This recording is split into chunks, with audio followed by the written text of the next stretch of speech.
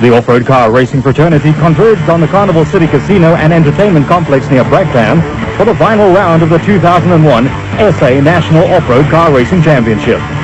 The Carnival City Casino 400 marked Sun International's return to the off-road arena in South Africa after an absence of many years. All the stops were pulled out to put on a show to remember. Father and son duo Franz Chepek Sr. and Jr. in the immaculate V-Motors Chenoweth wrapped up the Special Vehicle Championship months ago. The focus of attention was on the battle for the runner-up slot, with Greg Harvey and Boy Stone in the Cream Motorspares Jimco among the contenders. It's going to be very difficult to have like a strong fight out there, because I think today is going to be the secret to get to the finish line, and if we get to the finish line I think we'll do well. John Weir-Smith and Jeff Minnett were also in contention and debuted the new BMW 540 V8-powered O'Hagan's Kopanong Hotel Jimco at the Carnival City Casino 400. Only 7 points separated the two crews. I think today the 4x4s are going to give all of us a hiding. However, we're only going to beat one person, and that's Greg Harvey. So good luck, Greg, and we'll see how we do. Veteran Phil Nell in the Look Truggy had already clinched the Class B title for the second year running. The battle was now on for the Co-Drivers' Championship, with Dion Besaidnout sitting alongside Bez Besaidnout, one of the favorites for the title.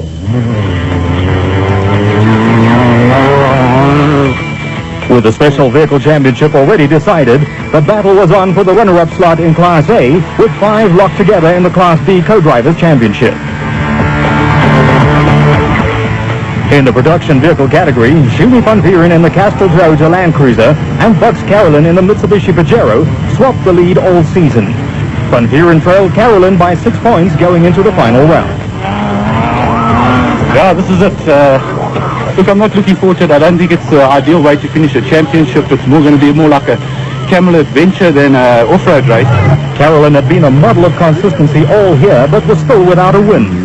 This was not the case for Neil Woolridge and Kenny Skolthammer, who had picked up 2 wins this season and stood an outside chance of winning the championship in the Moreka Ford Ranger. For us, it's not really all about the championship. The championship's in the back of our mind. If it happens, it's a bonus for us.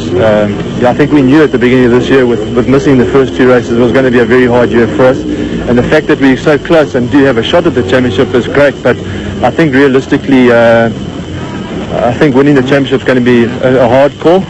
Touring car ace turned off-road racer Hanil de Villiers and co-driver Francois Jordan were also in with a mathematical chance of winning the championship in the V6-powered Nissan Hardbody. With us doing 3 laps of the same course, I think on the 3rd lap it's going to be the guy that's going to keep out of trouble and doesn't get stuck. Class E was equally intense, with reigning champions Andrew and Chris Birkin in the Castrol Toyota Hilux locked in battle with Class E newcomers Manfred Schroeder and Jack Peckham in a diesel-powered Moreka Ford Ranger. Privateer Kutsia Labuschagne was another driver in contention. Look, I think it's the most competitive that Class E were for many, many years there. I mean, halfway through the seasons in the past, the championships were always a foregone conclusion. But we're all up there. We as a privateer team is up against the big guns there, so against Chris and Andrew Birkin. Very well supported by Toyota, and then the new Ford team, which has done very well in their debut season there. The Production Vehicle Championship had never been this hotly contested. 12 contenders would fight it out for the overall and Class D, E and T titles in the final event of a tough season. The time trial was held on a Friday. Conditions were wet and muddy with more rain in the offing, and R.P. Reiniger and Robin Houghton set up the quickest time in the Castrol Toyota Land Cruiser. Hannes Kobler, along with Wiley Harrington, who was standing in for Richard Leake in the Nissan Hardbody Super Truck, posted the second quickest time, 44 seconds slower than Reiniger. Nissan teammates Hanil de Villiers and Francois Jordan were 6 seconds slower than Kobler.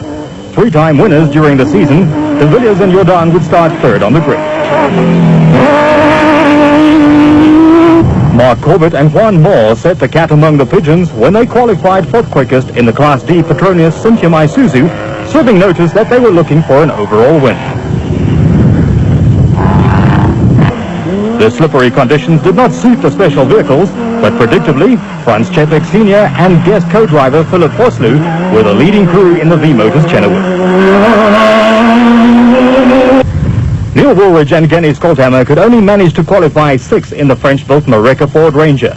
Starting low down the field has never bothered Woolridge, who has a reputation of winning from behind. The Mustang V8-powered vehicle has proved to be a formidable contender, winning the Tarka 400 in its first outing. The locally developed M&E glass-sponsored Dirtco in the hands of the father and son pair of Bodo and Gary Berthold is powered by a Nissan V6 motor that has proved to be quick, albeit unreliable. The Bertholds qualified 7th. Atang Makakaneni and Mike Stangl in their rookie year of off-road competition had emerged as constant threats in the supercharged Porsche Jimco. They would start 8th. Niels van der Walt, brother of rally star Chad van der Walt, with wife Zelda handling the co-driver duties, powered the Class D Renault trucks-backed Nissan hardbody to 9th in the time trial. They were 22 seconds ahead of Toyota rival Shubi van Vieren. Van Vieren was slowed by a broken front diff and could only manage to qualify 10th in the Castrol Toyota Land Cruiser. A small drop-off surprised many crews, inflicting its fair share of mechanical tolls.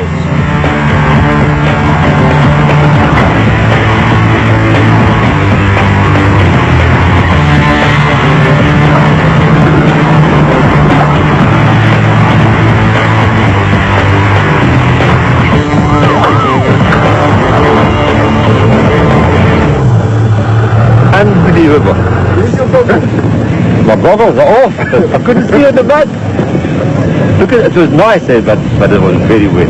Yes, and this is only a piece of it. Can you imagine tomorrow? We must be mad. The time trial took its toll, with one of the casualties being the Mitsubishi Pajero of Flux Carolyn, which required the replacement of its gearbox. We had a little bit of a problem with the car in that we got stuck in 3rd gear, and so we've had to change our gearbox. But tomorrow's the race, and it's 400 Ks, and I'm happy that the gearbox broke today and not tomorrow. In the Nissan pits, it was time for a strategy session.